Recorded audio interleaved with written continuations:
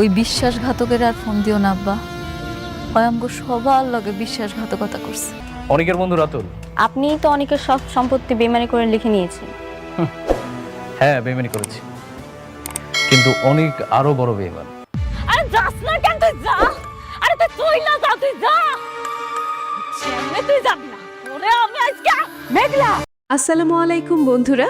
গরিব ঘরে রাজপুত্র নাটকের ৯ নম্বর পর্বটি দেখার পর আমরা সবাই এক বিশাল রহস্যের জালে আটকে গেছি। অনেক কি সত্যিই প্রতারক নাকি পরিস্থিতির শিকার? আজকের ভিডিওতে আমরা কথা বলবো আগামী ১০ নম্বর পর্বে কি কি ধামাকা আসতে যাচ্ছে। তাই ভিডিওটি ১ সেকেন্ডও মিস না করে শেষ পর্যন্ত দেখুন।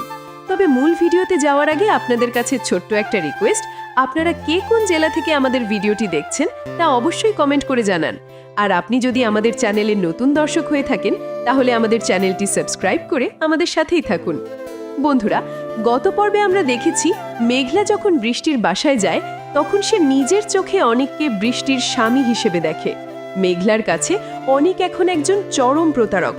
আগামী পর্বে আমরা দেখব মেঘলা অনিককে চিরতরে নিজের জীবন থেকে সরিয়ে দেওয়ার সিদ্ধান্ত নেবে। অনিক যখন মেঘলার কাছে গিয়ে ক্ষমা চাইতে যাবে তখন মেঘলা তাকে জুতো দিয়ে মারার হুমকি দিয়ে তাড়িয়ে দেয়। অনিক কি পারবে মেঘলাকে বোঝাতে যে সে কেন এই বিয়েটা করতে বাধ্য হয়েছিল? তাছাড়া বৃষ্টি এখনো জানে না যে অনিকের আগে একটি সংসার ছিল, কিন্তু বৃষ্টির মনে খটকা লেগেছে মেঘলার আচরণ দেখে।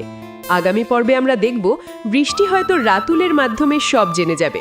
অন্যদিকে রাতুল এখন অনিককে সবার সামনে বড় বেঈমান হিসেবে প্রমাণ করতে চায়। আগামী পর্বে হয়তো আমরা দেখব রাতুল অনিককে বৃষ্টির বাসা থেকে বের করে দেওয়ার এক বিশাল পরিকল্পনা করছে। অনিকের রাজপুত্র হওয়ার স্বপ্ন কি তবে এখানেই শেষ?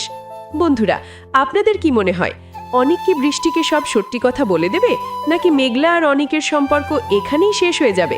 আপনাদের মতামত অবশ্যই কমেন্টে জানান। আর ভিডিওটি ভালো লাগলে লাইক দিন এবং আমাদের চ্যানেলটি সাবস্ক্রাইব করে সাথেই থাকুন। দেখা হবে পরের ভিডিওতে। ধন্যবাদ।